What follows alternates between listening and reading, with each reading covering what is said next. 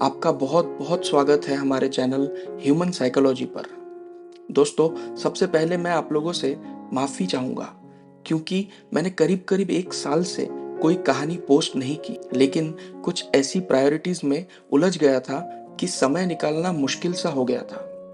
हाँ, एक बात ज़रूर है कि मैंने कहानी भले पोस्ट नहीं की, लेकिन इस 1 साल में कई किस्से और जिए और देखे। मैं आगे चल के उन किस्सों पर भी ज़रूर कहानियाँ पोस्ट करूँगा।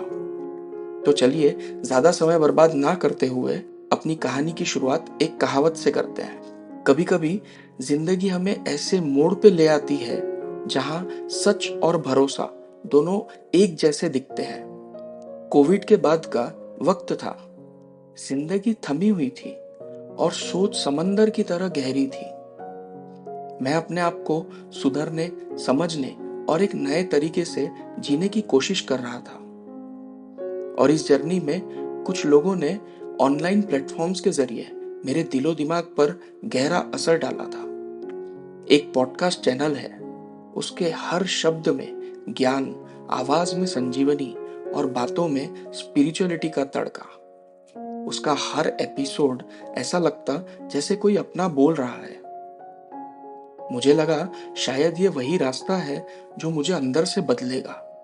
मुझे लगा यह तो सच बोलता है। हर एक वीडियो, हर एक वर्ड मैं सुनता रहा, मानता रहा, जी रहा था उन बातों को।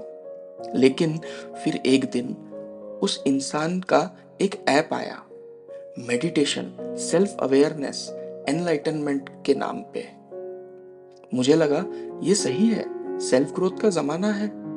और मैंने भी उसका सब्सक्रिप्शन ले लिया और रेगुलरली उस ऐप को फॉलो करने लगा। लेकिन वो कहते हैं ना, खुशी ज्यादा दिन नहीं टिकती। फिर कुछ दिनों बाद मुझे उस ऐप की तरफ से एक मेल आया जिसमें लिखा था, secret Kuber mantra to attract wealth, get rich instantly. हाँ, बस वही पल था जहां से भरोसा धुंधला होने लगा।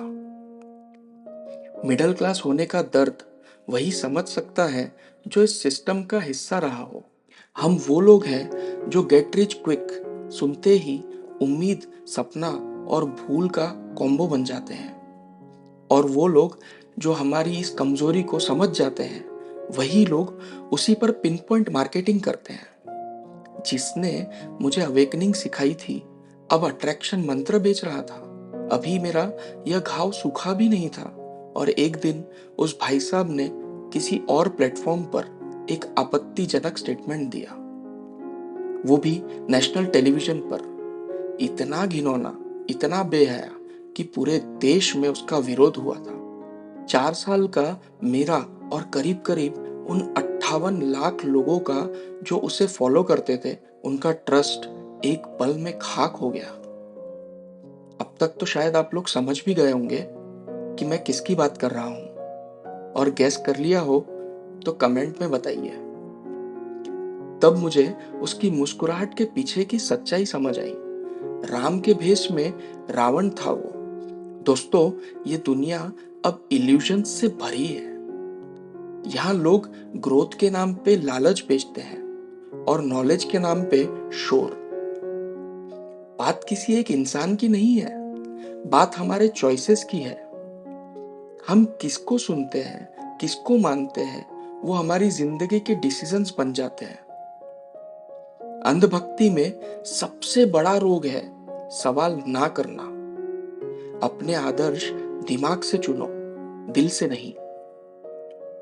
अगर आपने भी किसी को भगवान बनाया हो और फिर उसी ने आपका विश्वास तोड़ा हो, तो ये कहानी आपके लिए है। ये बस मेरी नहीं, हम सबकी कहानी है। अगर आपको लगा हो कि इसमें थोड़ी सी भी सच्चाई है, तो एक बार रुक कर सोचिए, किस पे भरोसा कर रहे हो आप? कहीं आप भी राम के भेष में रावण वाले के साथ तो नहीं चल रहे हो? दोस्तों, आपको अगर ये कहानी पसंद आई हो और आप ये मैसेज और लोगों तक पहुंचाना चाहते हो, तो प्लीज लाइक और शेयर जरूर कीजिए और सोच समझकर फॉलो कीजिए। चलिए, मिलते हैं अब अगले एपिसोड में। Thank you.